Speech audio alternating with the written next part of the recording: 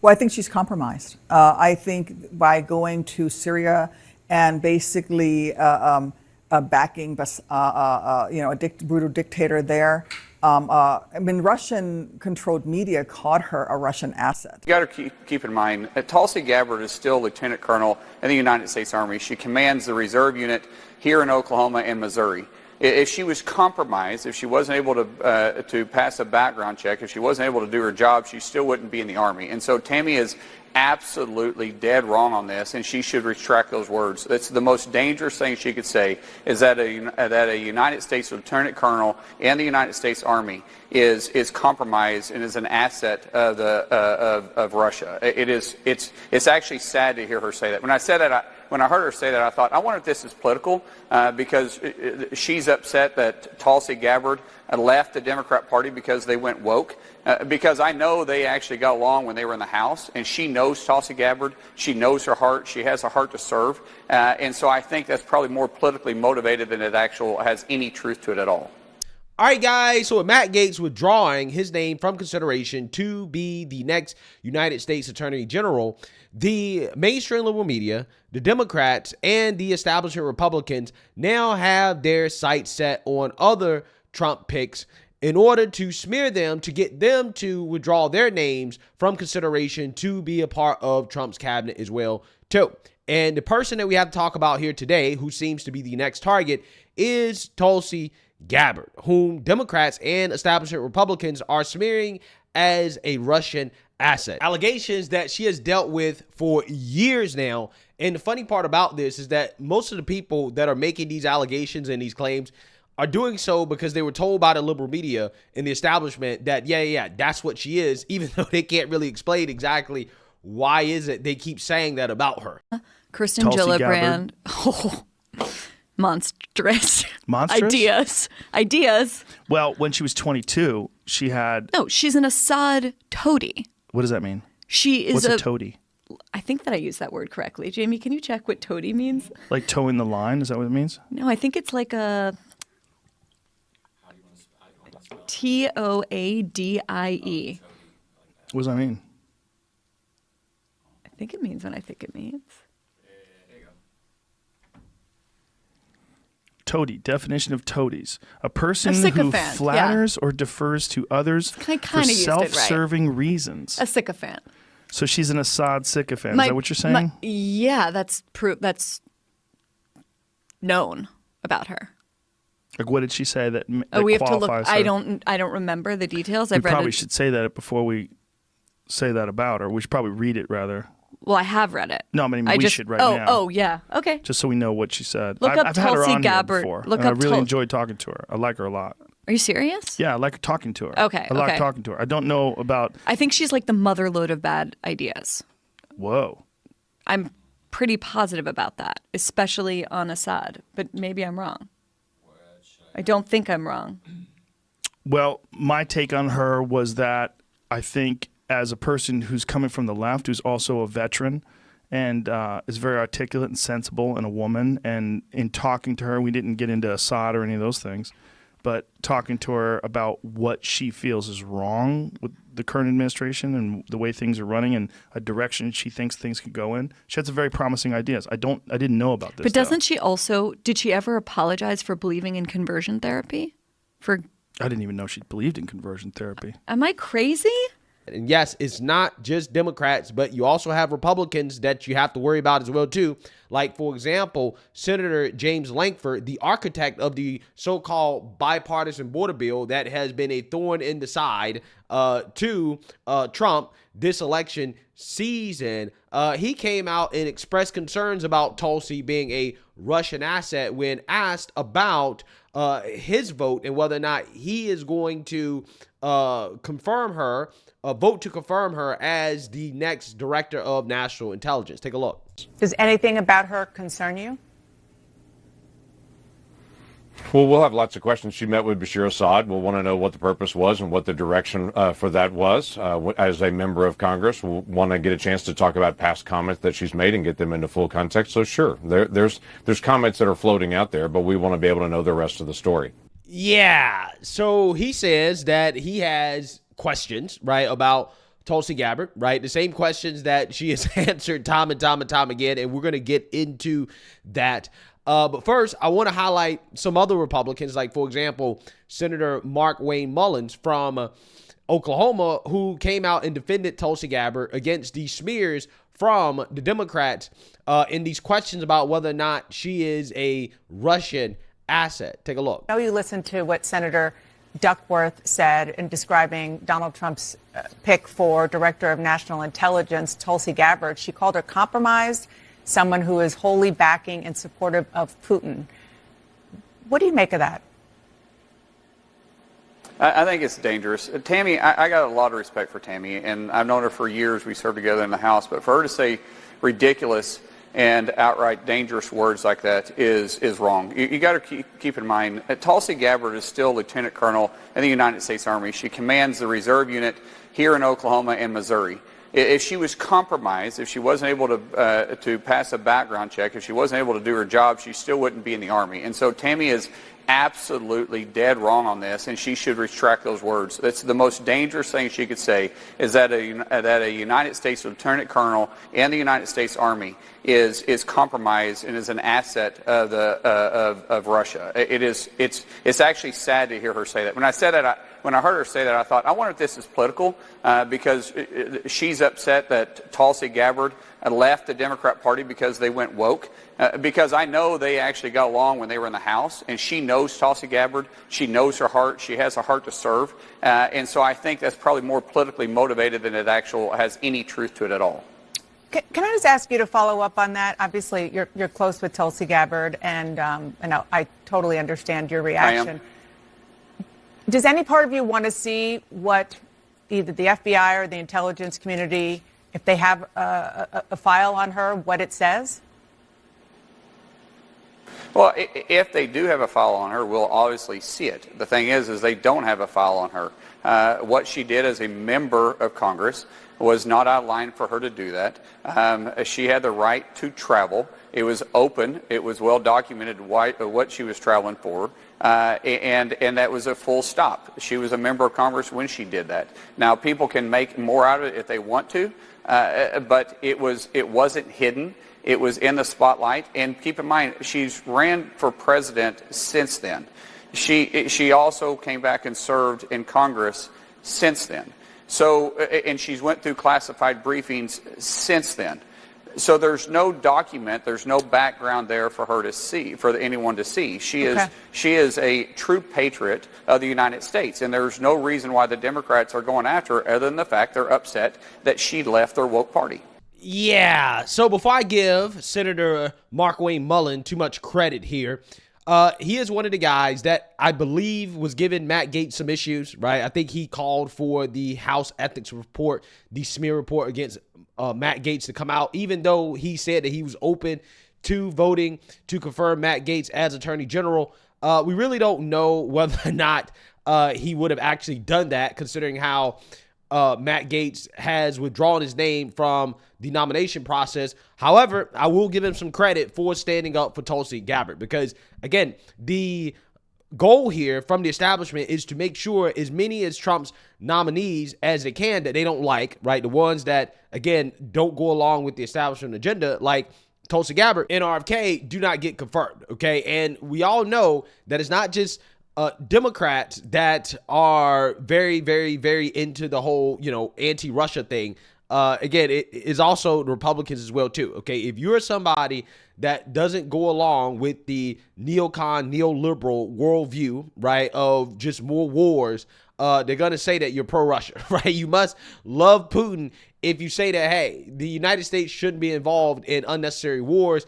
Let's actually try to create peace on the world stage, okay? If you go against the military-industrial complex, that is what they do, right? They smear you as a Russian asset, okay? And Tulsi has addressed these claims time and time and time and time and time again, including years ago on The View when she set the View host straight when it comes to them smearing Tulsi without them actually really understanding exactly why is it that they are calling her a Russian asset. So without further ado, let's get into Tulsi defending herself against the cackling hens. I want to start with something that I think is also important about facts, because recently on your show here, I was just going to get to that. Good. Helping you out. Some of you have accused me of being a traitor to my country, a Russian asset, a Trojan horse, or a useful idiot, I think was the term that you used. Which basically means that I'm naive or lack intelligence to know what's going on. They use that. I guess we're getting a little bit far ahead of ourselves, but Franklin Graham finds you refreshing. He doesn't find me refreshing.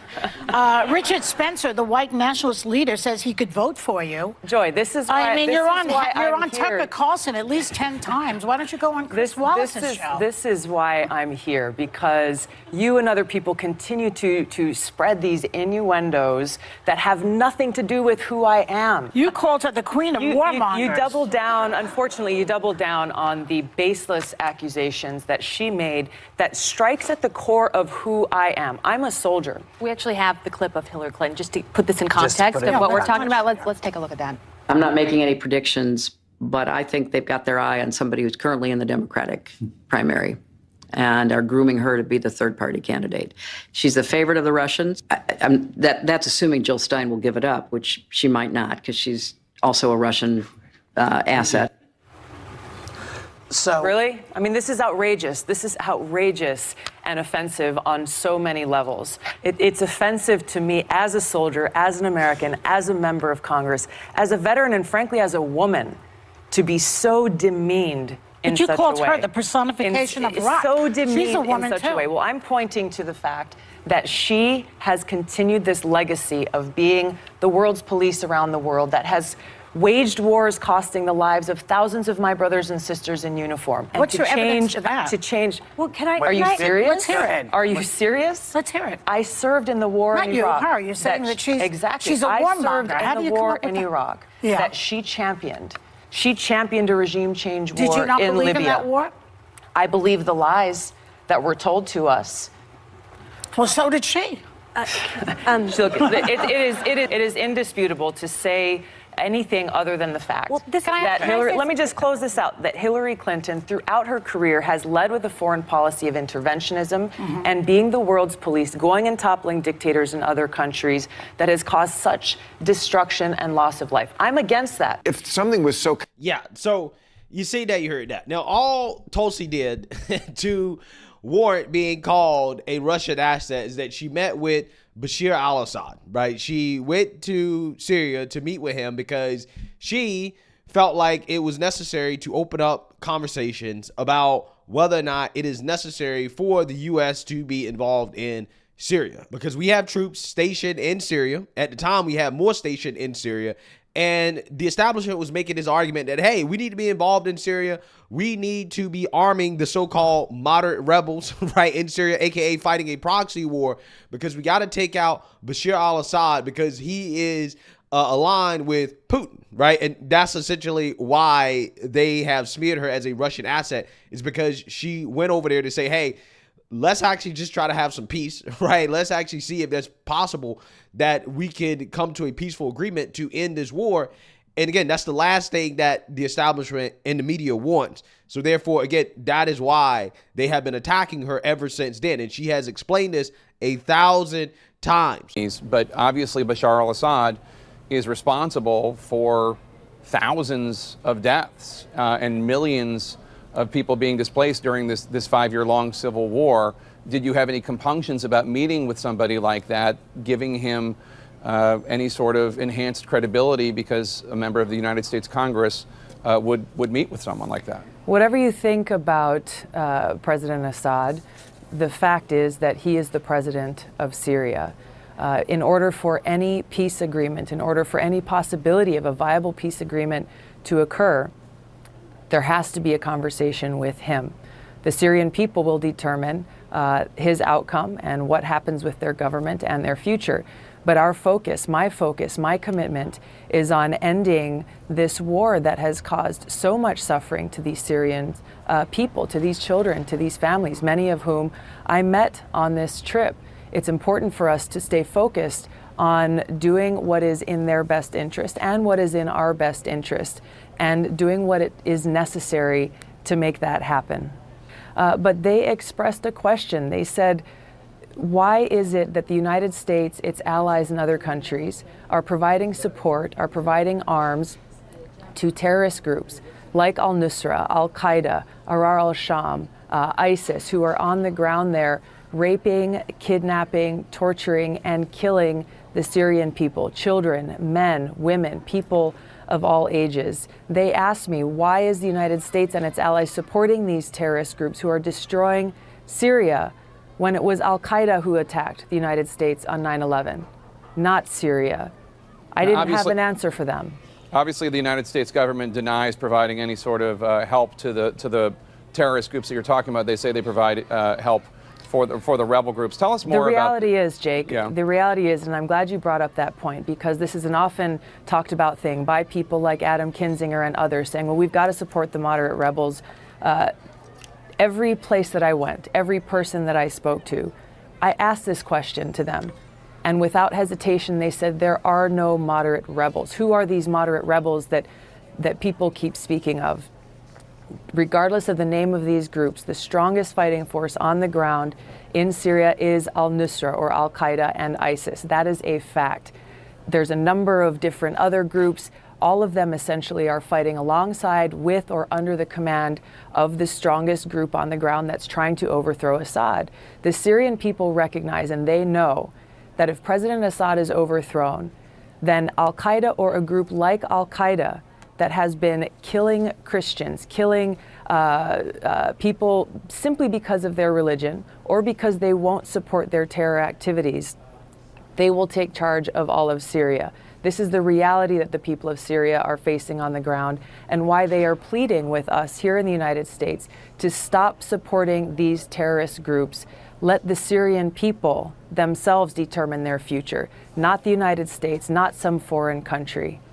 Yeah, so essentially Tulsi is making the argument that, hey, I went over there to see if it was possible to avoid the same outcome that happens every single time the United States decides to topple some dictator in the Middle East that we don't like, which is a power vacuum is created. And then you have these so-called moderate rebels, who actually are Islamic extremists for the most part, rise up and to take the place of the dictator that was toppled, and then you end up with a worse situation, right? That's essentially what happened in Afghanistan. That's what happened in Iraq. That's what happens when we invade these countries, when we fight these proxy wars against Russia, right? What happens is that we create a power vacuum, and it gets filled by extremists because we were a part of arming and radicalizing the extremists to fight our enemies who are aligned with Russia, right? So again, Tulsi just says, listen, I wanted to see if it was possible that we could do something different than what has failed time and time again in the Middle East. And yeah, the media, the Democrats, the establishment Republicans, yeah, they all come out and they smear her because she doesn't want to go along with the same failed foreign policy that we have adhered to for the last 30 to 40 years. That's what's happening, right? That's what it is, okay? And now that she is being nominated to be the director of national intelligence, especially after the establishment decided to potentially flag her as a terrorist, they really don't like that, right? They really do not like somebody like her being in a position of power because, again, she represents a threat to their agenda. It's really that simple. And it really is a damn shame how you have all of these individuals coming out and smearing people, especially veterans, right? People who served this country as traitors to the country simply because they have seen the evils of war, right? They've seen how American foreign policy has failed firsthand, and now they want to change that, right? They want to create that change. And again, this is why they're so hell-bent against stopping people like Tulsi from getting a position of power within the Trump administration, right? It's really that simple. That's exactly what's going on here. So again, I don't think that trying to create peace in the Middle East makes you a Russian asset, but according to the establishment and the liberal media, it does, right? So we'll see what happens with Tulsi. But yeah, she's the next one that they're really going to try hard to make her fold, to make her withdraw her nomination. And we'll see what happens with this one. So let me know what you guys think. Make sure you like, comment, and subscribe. Most importantly, share a Black conservative perspective. Peace.